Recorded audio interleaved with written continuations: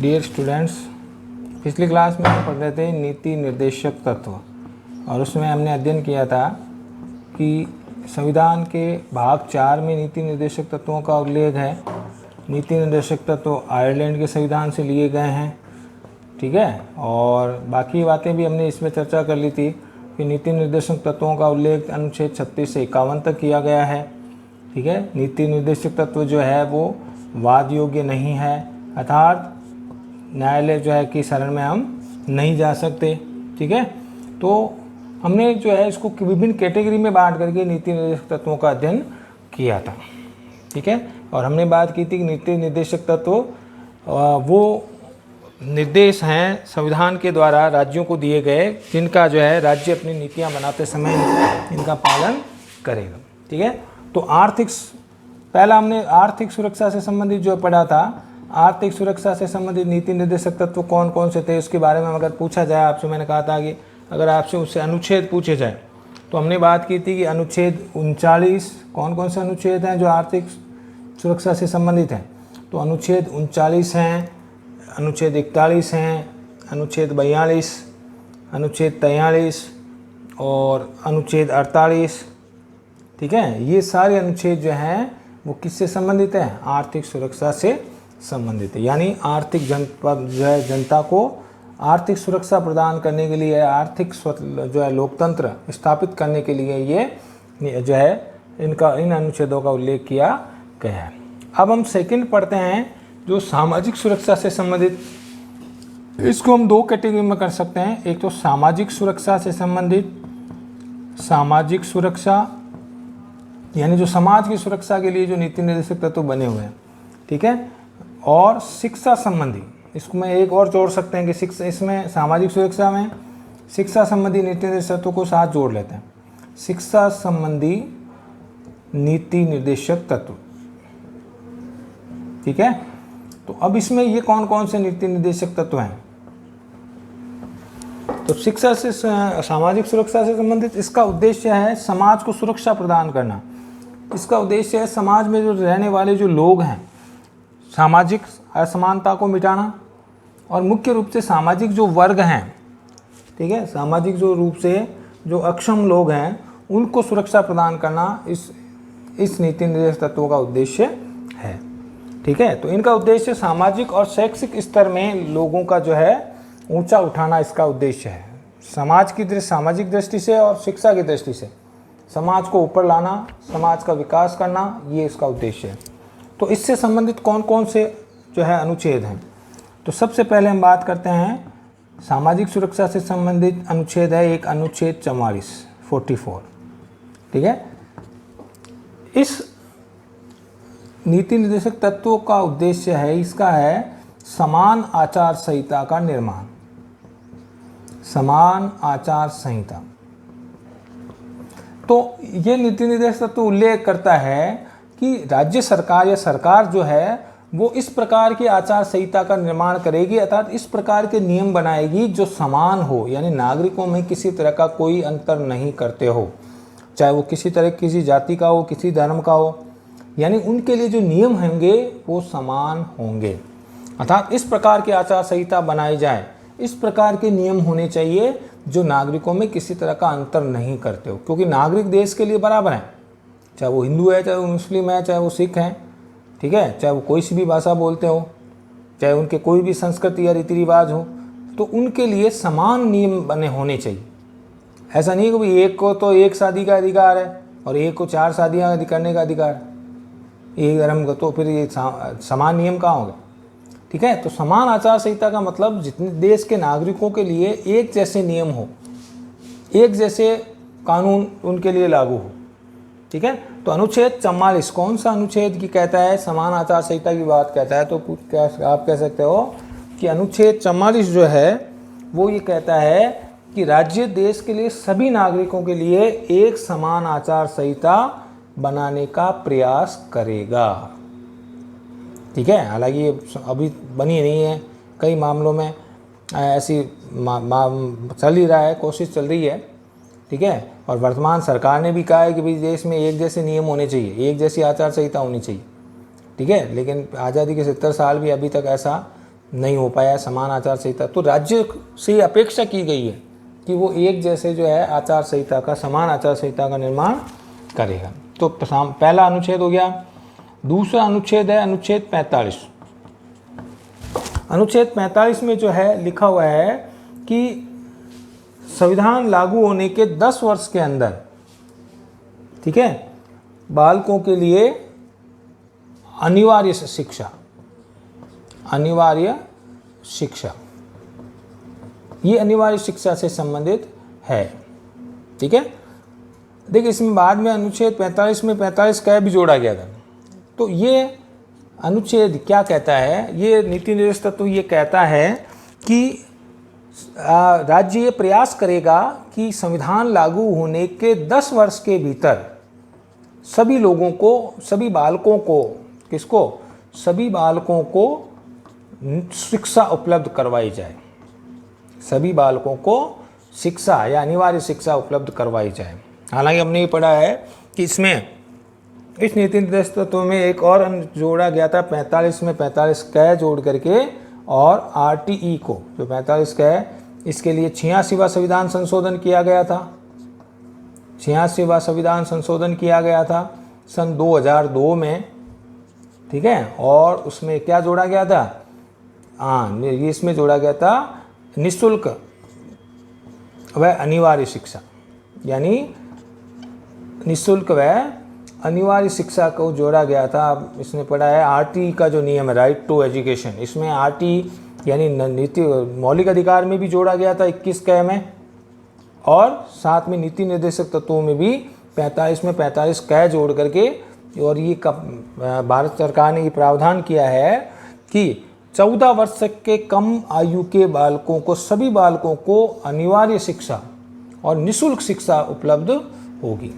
ये मौलिक अधिकार भी बना दिया गया इसे, और इसे नीति निर्देशक तत्वों में भी सम्मिलित कर लिया गया। ठीक है, तो अनुच्छेद 45 क्या कहता है, ये शिक्षा से संबंधित प्रावधान है। आपसे पूछा जाए कौन सा मौलिक अधिकार अनिवार्य शिक्षा से जुड़ा हुआ है, तो आप कहोगे अनुच्छेद 45। तो अनुच्छेद 45 क्या कहता है, इस अनुच्छेद के अनुसार संविधान के लागू होने के 10 वर्ष, ये शुरुआत की बात है, जब से ये शुरुआत में जब संविधान तैयार हुआ था, तब उस समय इस अनुच्छेद में कहा गया था कि संविधान लागू होने के 10 वर्ष के भीतर 14 वर्ष तक के आयु के बालकों को अनिवार्य शिक्षा प्रदान करने की व्यवस्था राज्य को करनी होगी, या राज्य करेगा। ठीक है, कितने वर्ष, 10 वर्ष के लिए। और बाद में इसमें क्या, कहाँ संशोधन हुआ, आपसे पूछा जाए कि कौन सा नीति निर्देशक तत्व नया जोड़ा गया शिक्षा से संबंधित, तो आप कह सकते हो कि संविधान में 86वां संविधान संशोधन किया गया सन 2002 में, और उसमें कहा गया, उसमें मौलिक अधिकार में 21 क जोड़ा गया था, और नीति निर्देशक तत्वों में 45 क जोड़ करके, और शिक्षा को जो है 14 वर्ष तक के आयु के बालकों की शिक्षा को अनिवार्य और निःशुल्क बना दिया गया। निःशुल्क मतलब 1 रुपये तक, बिना फीस, बिना किसी तरह का कोई खर्च बालकों के नहीं होना चाहिए। ठीक है, तो 8वीं तक की जो शिक्षा है वो बिल्कुल निःशुल्क की गई थी। तो कौन सा अनुच्छेद जोड़ा गया था, 45 का। ठीक है, कौन से संविधान संशोधन से जोड़ा गया था RTE, 86वें संविधान संशोधन, कब, 2002 में। ठीक है, तो इस तरह अनुच्छेद 45 का संबंध किससे है, बालकों की निःशुल्क और अनिवार्य शिक्षा से। तो दूसरा सामाजिक सुरक्षा संबंध अब हो गया अनुच्छेद 46। अनुच्छेद 46 भी सामाजिक सुरक्षा से संबंधित नीति निर्देशक तत्व है। अब ये क्या कहता है, ये संबंधित है SC ST, अनुसूचित जाति, अनुसूचित जनजाति और के आर्थिक हितों से, आर्थिक हितों से। अनुच्छेद 46 जो है किससे संबंधित है, देखिए अनुच्छेद 44 समान आचार संहिता से, अनुच्छेद 45 अनिवार्य शिक्षा से, बालकों की शिक्षा से।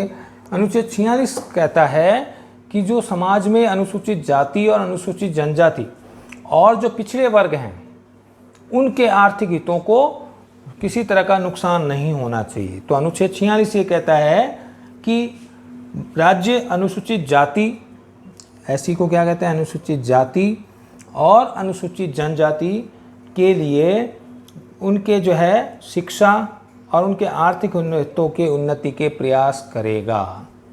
आर्थिक SC और ST वर्ग के हितों, आर्थिक हितों के लिए उनके उन्नति, आर्थिक हित और शिक्षा, इन दोनों की उन्नति के प्रयास करेगा। ठीक है, तो इसको हम आर्थिक में भी पढ़ सकते हैं क्योंकि आर्थिक हित भी होगा और इसके जो है शिक्षा से संबंधित भी हो गए।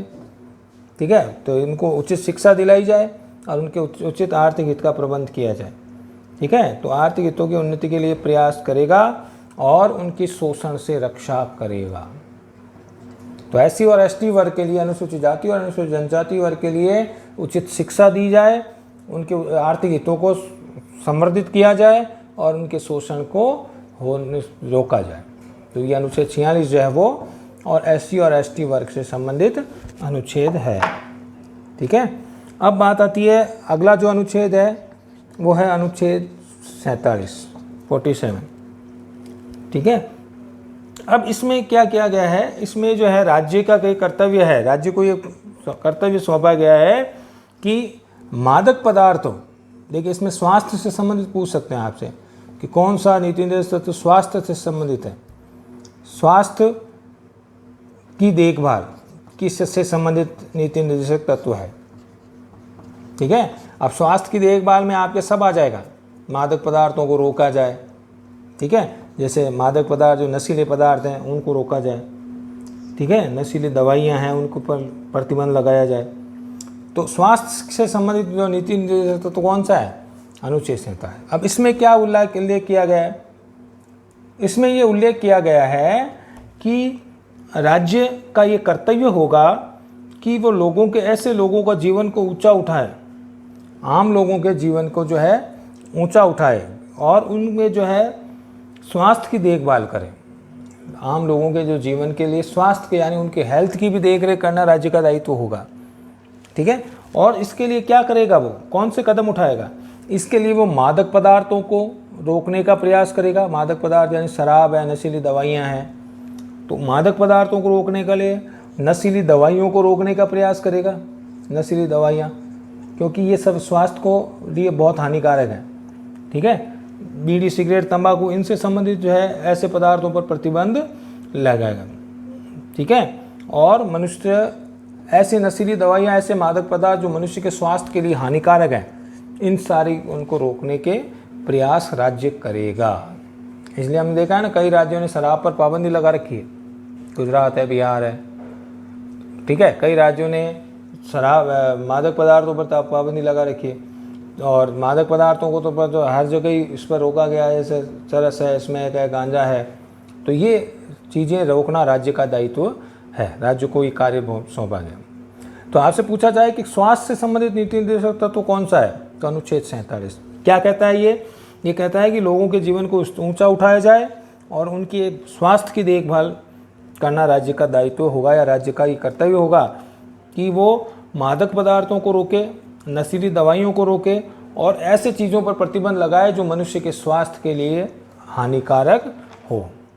ठीक है, तो अनुच्छेद 47 जो है वो स्वास्थ्य और मादक पदार्थों पर रोकने से संबंधित है। इसमें आप मादक पदार्थ कोष्ठक में रख सकते हो, मादक पदार्थ। ठीक है, अब फिर सामाजिक सुरक्षा से संबंधित नीति निर्देशक तो एक और है, वो है अनुच्छेद 48। ठीक है, 48 और 48 भी हालांकि वैसे पशुओं से संबंधित है, ये पशु और कृषि से संबंधित, लेकिन इसमें 48 में 48 कै और जोड़ गया, वो जो है आपके सामाजिक सुरक्षा से संबंधित है। ठीक है, अब ये 42वें संविधान संशोधन से जोड़ा गया। पहली बात तो ध्यान रखनी है, कौन से संशोधन से जोड़ा गया था, 42वें संविधान संशोधन से जोड़ा गया था 48 कै।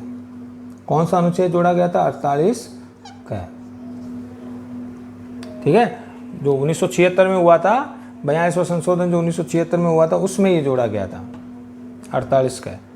अब ये क्या था, ये है कि ये पर्यावरण से संबंधित है। ठीक है, 48 कै जो है वो ये कहेगा कि ये पर्यावरण, वन्य जीव पर्यावरण, वन्य जीव और वनों की रक्षा, वनों की सुरक्षा, इससे संबंधित अनुच्छेद है ये क्या कहता है? 48 क बाद में जोड़ा गया था और इसमें ही कहा गया है ये पर्यावरण से संबंधित है कि ये वन्य जीवों से संबंधित है, ये गौ हत्या से संबंधित है कि गौ हत्या को रोकना, निषेध करना। तो 48 क ये कहता है कि राज्य का ये दायित्व होगा कि वो राज्य जो है वो पर्यावरण की सुरक्षा करेगा, यानी पेड़ पौधों को काटने से प्रदूषण को काटने से रोकेगा, प्रदूषण को होने से रोकेगा, वन्य जीवों की सुरक्षा करे तथा वनों की सुरक्षा करे। वन्य जीवों और वनों की सुरक्षा करना राज्य का दायित्व होगा। इसलिए आपने पढ़ा है कि राष्ट्रीय अभयारण्य खोले गए हैं, ठीक है, जंतुआलय अभयारण्य, इसलिए अभी अब राष्ट्रीय अभयारण्य खोले गए, ठीक है। तो वन्य जीवों की सुरक्षा के लिए, वन्य पेड़ वनों की सुरक्षा के लिए पर्यावरण ज़्यादा से ज़्यादा वनारोपण के प्रोग्राम कार्यक्रम चलाए जा रहे हैं पर्यावरण की सुरक्षा के लिए। तो 48 क जो है वो किससे संबंधित है? पर्यावरण और वन्य जीवों की सुरक्षा से संबंधित, ठीक है। तो आपसे पूछ लिया जाए कि सामाजिक सुरक्षा और शिक्षा से संबंधित, तो अनुच्छेद 45 तो हो गया आपके शिक्षा से संबंधित, और बाकी अनुच्छेद 44, 46, 47 और 48 ये 4 जो हैं वो किससे संबंधित हैं? सामाजिक सुरक्षा से, समाज की सुरक्षा, SC/ST सामाजिक सुरक्षा, समान आचार संहिता सामाजिक सुरक्षा, ठीक है, मनुष्य के स्वास्थ्य की देखभाल सामाजिक सुरक्षा, मादक पदार्थों को रोकना और पर्यावरण और वन्य जीवों की सुरक्षा। तो ये जो अनुच्छेद है 45, 44, 45 ये शिक्षा से संबंधित, 46, 47 और 48 का है, 48 नहीं 48 का है। तो ये सामाजिक और शिक्षा से संबंधित नीति निर्देशक तत्व हैं, ठीक है। अब दूसरी कैटेगरी हो गई आपकी। अब एक तीसरी कैटेगरी और, हम इनको क्रम से नहीं पढ़ रहे हैं, कैटेगरी वाइज पढ़ रहे हैं अपन। अब जो तीसरी जो कैटेगरी है वो है आपके पंचायती राज से संबंधित, पंचायती राज,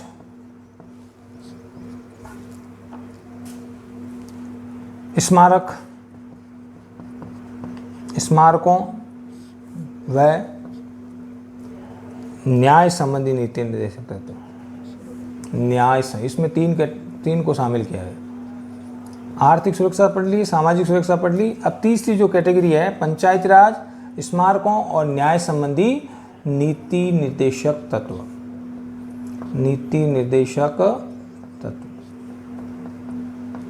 अब देखिए पंचायत राज से संबंधित, ठीक है, तो कौन कौन से, तो सीधा आपको याद रखना है। सबसे पहला पंचायत राज से संबंधित नीति निर्देशक तत्व है अनुच्छेद 40, इंपॉर्टेंट है, कई बार पूछा भी जाता है। अनुच्छेद 40 में कहा गया है कि राज्य जो है वो किसका गठन करेगा? ग्राम पंचायतों का गठन करेगा। यानी जो पंचायत राज की जो त्रिस्तरीय व्यवस्था है, ठीक है, पंचायत, ग्राम पंचायत, पंचायत समिति और जिला परिषद, तो उस त्रिस्तरीय व्यवस्था की स्थापना करेगा। ये बाद में 1959 में जो है पंचायत राज व्यवस्था की शुरुआत हुई थी, लेकिन नीति निर्देशक तत्वों में पहले से उल्लेख कर दिया गया कि राज्य जो है वो ग्राम पंचायतों की स्थापना करेगा। देखिए आपसे पूछा जाए कि गांधी जी के ग्राम स्वराज से संबंधित नीति निर्देशक तत्व कौन सा है, तो आप कहोगे अनुच्छेद 40, क्योंकि गांधी जी ने भी कल्पना की थी कि गाँव के सरकार गाँवों के द्वारा चुनी जाए, यानी ग्राम स्वराज की स्थापना होनी चाहिए। तो गांधी जी से सपनों से संबंधित जो अनुच्छेद है वो अनुच्छेद 40, ठीक है। तो अनुच्छेद 40 से क्या कहता है? इसके अनुसार राज्य ग्राम पंचायतों का गठन करेगा। किसका गठन करेगा? ग्राम पंचायत, जो सरपंच, वार्ड पंच, जो ग्राम पंचायतों का गठन होता है, और इसके लिए ऐसी जो है व्यवस्था करेगा ग्राम पंचायतों, जिसमें ग्राम पंचायतों को सारी शक्तियाँ दी जाए ताकि वो अपना स्वायत्त शासन खुद चला सकें। यानी सरपंच, वार्ड पंचों को ज़्यादा से ज़्यादा शक्तियाँ दिया जाए ताकि गांव का शासन गांव की सरकार करे, यानी ग्राम पंचायत करे, ठीक है। तो अनुच्छेद 40 जो है वो ग्राम पंचायतों से संबंधित है। और इसी की स्थापना करने के लिए आपको याद होना चाहिए कि 2 अक्टूबर 1959 को राजस्थान के नागौर जिले में भारत में पंचायती राज व्यवस्था की शुरुआत की गई थी। पंचायती राज व्यवस्था की शुरुआत की गई थी कहाँ पर? राजस्थान के नागौर जिले में। कब? 2 अक्टूबर 1959 को। ठीक है, तो इसी का अनुकरण करने के लिए, इस अनुच्छेद का पालन करने के लिए भारत सरकार ने पंडित नेहरू ने, जो उस समय देश के तात्कालिक प्रधानमंत्री थे, पंडित नेहरू ने 2 अक्टूबर 1959 को राजस्थान के नागौर जिले में पंचायती राज व्यवस्था की शुरुआत की थी। कौन से अनुच्छेद का पालन करते हुए? अनुच्छेद 40 का। इसका अनुसरण करते हुए इस नीति निर्देशक तत्व को लागू करने के लिए राजस्थान में पंचायती राज व्यवस्था की शुरुआत पंडित नेहरू ने, जो देश के प्रधानमंत्री थे, उन्होंने की थी। ठीक है, तो आपसे पूछा जाए कि ग्राम पंचायतों से संबंधित अनुच्छेद कौन सा है? ग्राम पंचायतों से संबंधित अनुच्छेद है अनुच्छेद 40। ये क्या कहता है? ये कहता है कि राज्य का ये दायित्व होगा कि वो प्रत्येक राज्य में ग्राम पंचायतों की स्थापना करे और उनको ज़्यादा से ज़्यादा शक्तियाँ दे, ताकि गांव का प्रशासन गांव के लोगों के हाथ में हो। ठीक है, तो पंचायती राज से संबंधित अनुच्छेद कौन सा है? अनुच्छेद 40। अब आता है स्मारकों से संबंधित, तो उसमें स्मारकों से संबंधित अनुच्छेद है अनुच्छेद 49। ये क्या कहता है? ये आप कहता है कि जो धरोहरों की सुरक्षा, जो प्राचीन स्मारक हैं, हमारे जो धरोहर हैं, ठीक है, और स्मारक हैं, उनसे की सुरक्षा से संबंधित नीति निर्देशक तत्व है अनुच्छेद 49। ये क्या कहता है? इसका तहत कहा गया है कि राज्य का ये दायित्व होगा कि वो जितने भी प्राचीन स्मारक हैं, पुराने स्मारक, ताजमहल है, लाल किला है, ठीक है, रणथंबोर दुर्ग है, जैसलमेर दुर्ग है, या फिर राजस्थान की बात करें आमेर फोर्ट है, तो जितने भी प्राचीन स्मारक हैं, हवेलियाँ हैं, मंदिर हैं या बड़े किले हैं, तो उनकी सुरक्षा करना राज्य का दायित्व होगा। उनको संरक्षित करना, उनके संरक्षण के उपाय करना राज्य का दायित्व होगा। तो जितने भी धरोहर हैं, मंदिर हैं, गुंबद हैं, या जितने भी स्मारक हैं, जितने भी महल हैं, किले हैं, उन सब की सुरक्षा करना राज्य का दायित्व होगा। तो अनुच्छेद 49 ये कहता है कि राज्य का ये दायित्व होगा कि वो जितने भी प्राचीन स्मारक हैं और जितने भी ऐतिहासिक और कलात्मक वस्तुएं हैं, ऐतिहासिक वस्तुएं, किले जितने भी हैं, ठीक है, मंदिर जितने भी हैं, कलात्मक वस्तुएं जितने भी अच्छे सुंदर कलात्मक, ताजमहल जैसे कलात्मक वस्तु जो है, उन सब की सुरक्षा करना राज्य का ये दायित्व होगा। और वो उनको क्या करें, कैसे संभालेगा? राष्ट्रीय महत्व का घोषित करें, राष्ट्रीय महत्व का घोषित कर दें, ताकि उनकी सुरक्षा फिर केंद्र सरकार और राज्य सरकार करें। तो धरोहरों और स्मारकों की सुरक्षा अनुच्छेद 49 से संबंधित नीति निर्देशक तत्व है। तो इसमें कहा गया है कि राज्य का ये दायित्व होगा कि वो धरोहरों और स्मारकों की सुरक्षा प्रदान करें, और इन धरोहर, स्मारकों और जो प्राचीन किले, महल, मंदिर हैं, उन सबको राष्ट्रीय महत्व का घोषित करके और उनकी सुरक्षा करें। ठीक है, अब तो ये स्मारकों से संबंधित अनुच्छेद हो गया, अनुच्छेद 49। अब आता है अनुच्छेद 50। ये आता है आपके कार्यपालिका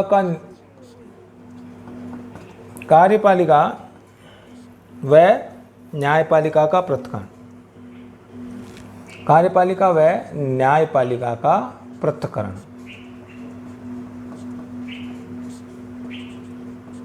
पृथक्करण मतलब अलग करना। देखिए, अनुच्छेद 50 ये कहता है कि न्यायपालिका, एक देश की न्याय व्यवस्था अगर सुदृढ़ नहीं होगी तो वो देश खत्म हो जाएगा। लोगों को न्याय समय पर नहीं मिलेगा तो क्या होगा? और न्याय समय पर कब मिलेगा? जब न्यायपालिका में जो किसी प्रकार का जो है भ्रष्टाचार न हो, न्यायालय जो न्यायाधीश जो है वो सुरक्षित न्याय कर सके बिना किसी भय के, बिना किसी डर के। और अगर न्यायपालिका पर कार्यपालिका और व्यवस्थापिका का दबाव होगा तो न्यायपालिका या न्यायाधीश जो है वो स्वतंत्र और निष्पक्ष तरीके से न्याय नहीं कर पाएंगे।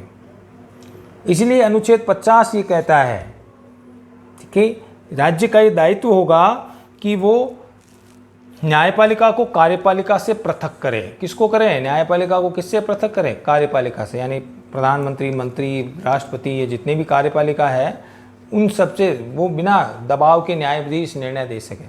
इसलिए न्यायपालिका को कार्यपालिका और से बिल्कुल स्वतंत्र किया जाए ताकि वो स्वतंत्र निर्णय दे सकें। तो इसका मतलब आपसे पूछा जाए कि कौन सा अनुच्छेद या कौन सा नीति निर्देशक तत्व स्वतंत्र न्यायपालिका की बात कहता है? स्वतंत्र न्यायपालिका, सब तो ये है कार्यपालिका का न्यायपालिका से पृथक्करण करें, लेकिन ये किस लिए कहा गया है? ये कहा गया है न्यायपालिका, स्वतंत्र न्यायपालिका स्थापित करने के लिए। न्यायाधीश अगर स्वतंत्र होगा, न्यायपालिका अगर कार्यपालिका और व्यवस्थापिका से स्वतंत्र होगी तो वो स्वतंत्र न्याय कर सकती है। अगर न्यायाधीश पे दबाव होगा राष्ट्रपति का, प्रधानमंत्री का या मंत्री का, तो वो स्वतंत्र न्याय नहीं कर पाएंगे। ठीक है, तो कार्यपालिका, हालांकि भारत में सिस्टम ऐसा है कि न्यायाधीशों को जो है नियुक्त करने का जो तरीका है, कॉलेजियम व्यवस्था स्थापित की गई, लेकिन अगर वो दबाव में काम करेंगे तो स्वतंत्र न्याय नहीं कर पाएंगे। इसीलिए इस अनुच्छेद में कहा गया है कि ये दायित्व होगा सरकार का कि वह न्यायपालिका को कार्यपालिका से स्वतंत्र करे। अर्थात कौन सा अनुच्छेद स्वतंत्र न्यायपालिका की बात कहता है? अनुच्छेद 50। ठीक है, यानी कार्यपालिका का न्यायपालिका का पृथक्करण। ठीक है, और तो ये 3 कैटेगरी हो गई। पंचायती राज से संबंधित अनुच्छेद कौन सा है? कौन सा नीति निर्देशक तत्व? अनुच्छेद 40। स्मारकों और धरोहर को सुरक्षा करने से संबंधित नीति निर्देशक तत्व कौन सा है? अनुच्छेद 49। और कार्यपालिका को न्यायपालिका से या स्वतंत्र न्यायपालिका से संबंधित अनुच्छेद कौन सा है? अनुच्छेद 50। ठीक है, और अब लास्ट कैटेगरी पढ़ रहे हैं हम, चौथी कैटेगरी, वो है अंतर्राष्ट्रीय शांति और सुरक्षा संबंधित। चौथी कैटेगरी अंतर्राष्ट्रीय शांति व सुरक्षा से संबंधित, शांति व सुरक्षा से संबंधित।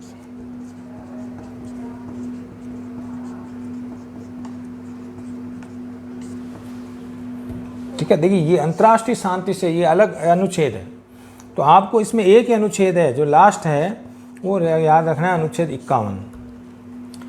अनुच्छेद 51 जो है वो अंतर्राष्ट्रीय देश की नहीं है बल्कि विदेश से संबंधित जो है अनुच्छेद है या नीति निर्देशक तत्व है।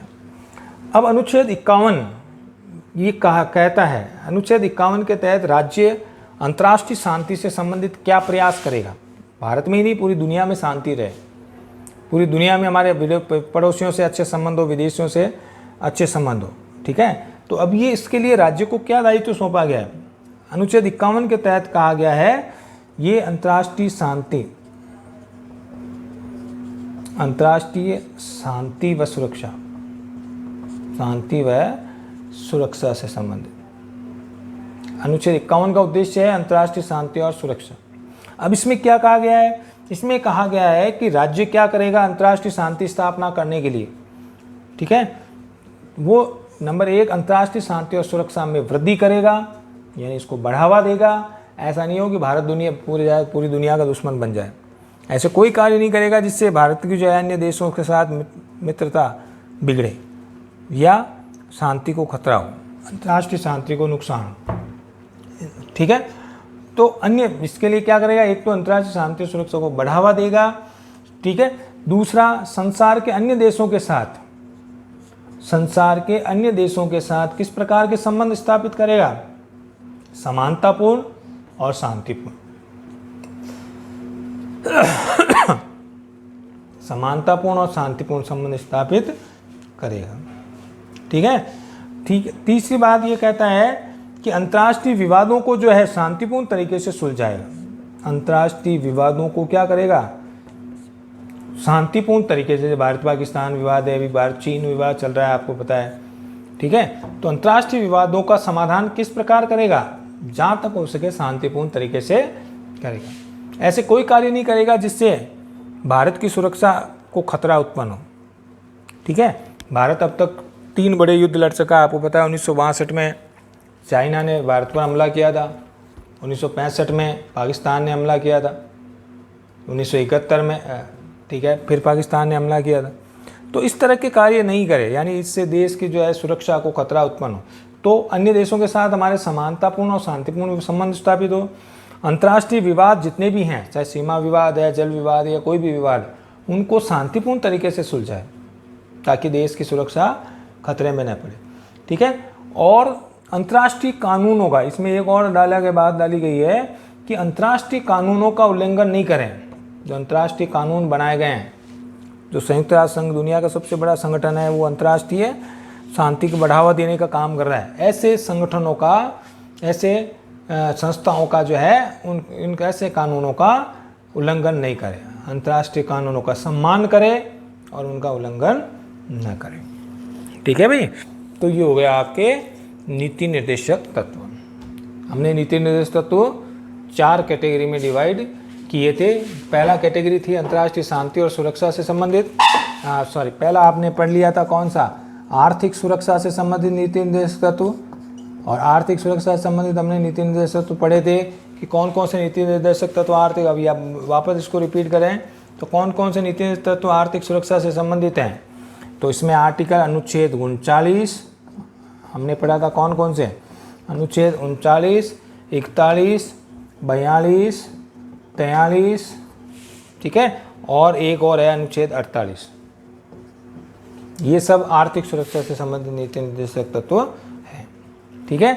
फिर दूसरी कैटेगरी पढ़ी थी हमने सामाजिक सुरक्षा से, जो समाज को सुरक्षा देने से संबंधित जो है नीति निर्देशक तत्व हैं। तो उसमें कौन कौन से अनुच्छेद हैं, इनको हमने नोट्स में लिख लिया है। तो इसमें आता है आपके अंतर सामाजिक सुरक्षा और शिक्षा, इसमें शिक्षा भी जोड़ दी साथ में। तो एक अनुच्छेद 44 सामाजिक सुरक्षा से संबंधित है, क्या है, समान नागरिक संहिता। अनुच्छेद 45 शिक्षा से संबंधित अनुच्छेद है। ठीक है। अनुच्छेद 45 जो है अनिवार्य शिक्षा की बात कहता है। अनुच्छेद 46 जो SC ST वाली बात कहता है, SC ST के जो है हितों को संरक्षण दिया जाए।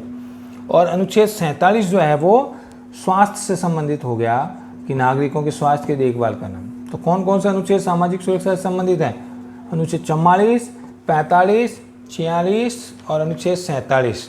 और एक और इसमें अनुच्छेद जोड़ दिया गया, अनुच्छेद 48 का है, जो क्या करता है, जो पर्यावरण, वन और वन्य जीवों की सुरक्षा से संबंधित अनुच्छेद। ये समान नागरिक संहिता, ये शिक्षा, और ये SC ST वर्ग से संबंधित। और ये अनुच्छेद जो 47 हमने पढ़ा है, किससे संबंधित है, अनुच्छेद 47 ये है नशीले पदार्थ और यानी मनुष्य के स्वास्थ्य से संबंधित। और अनुच्छेद 48 का जो है वन और वन्य जीवों को से संबंधित है। तीसरी कैटेगरी हमने रखी है, ये जो आपने पढ़ा है पंचायत राज स्मारक व न्याय संबंधी नीति निर्देशक तत्व। तो उसमें आएगा अनुच्छेद 40। इसमें कौन कौन से अनुच्छेद आएंगे, अनुच्छेद 40 जो ग्राम पंचायतों की स्थापना, अनुच्छेद 49 जो धरोहर और स्मारकों की सुरक्षा से संबंधित है, और अनुच्छेद 50 कार्यपालिका व न्यायपालिका के पृथक्करण से संबंधित है। ठीक है। तो ये पंचायती राज यानी स्मारकों और न्याय संबंधी नीति। और लास्ट जो है चौथी कैटेगरी हमने रखी थी अंतर्राष्ट्रीय शांति सुरक्षा। तो अंतर्राष्ट्रीय शांति सुरक्षा संबंधित एक ही अनुच्छेद है, अनुच्छेद 51। ठीक है। तो ये हो गया आपके नीति निर्देशक तत्व। सामान्य बातें हो गई, कंप्लीट हो गया, मौलिक अधिकार के टॉपिक खत्म हो गया, नीति निर्देशक तत्व खत्म हो गया। ठीक है। तो कंटिन्यू पूछा जाए आपसे, हालांकि 36, 37, 38 जो है वो किससे संबंधित, उसमें नीति निर्देशक तत्वों का अर्थ बताया गया है और उससे संबंधित जो है राज्य क्या अवधारणा है उससे संबंधित गए। लेकिन टोटल पूछा जाए आपसे कुल कितने नीति निर्देशक तत्व हैं, तो या कितने अनुच्छेद हैं नीति निर्देशक तत्वों में, तो 36 से लेकर के और 51 तक सारे नीति निर्देशक तत्वों का उल्लेख इनके अंतर्गत किया गया। ठीक है। तो 4 ये हो गया आपके, 14 और 15 जो है वो कुल नीति निर्देशक तत्व है। 36 से 51 कुल कितने हो गए, तो 36, 37, 38, 39, 40, 5 ये हो गए, और उसके बाद 15 और 1 16, तो 36 से लेकर के 51 तक है। ठीक है। किस देश के संविधान से लिए गए हैं, आयरलैंड के संविधान से। ठीक है। कहाँ से लिए गए, कौन से भाग में है, भाग 4 में। ठीक है। किस प्रकृति कैसी है, आर्थिक और सामाजिक न्याय दिलाने की प्रकृति। ठीक है। तो ये हो गया आपके दूसरा टॉपिक, नीति निर्देशक तत्व। ठीक है। नेक्स्ट क्लास में हम इसके महत्व पढ़ेंगे, क्या है ये, इसके बारे में। Thank you.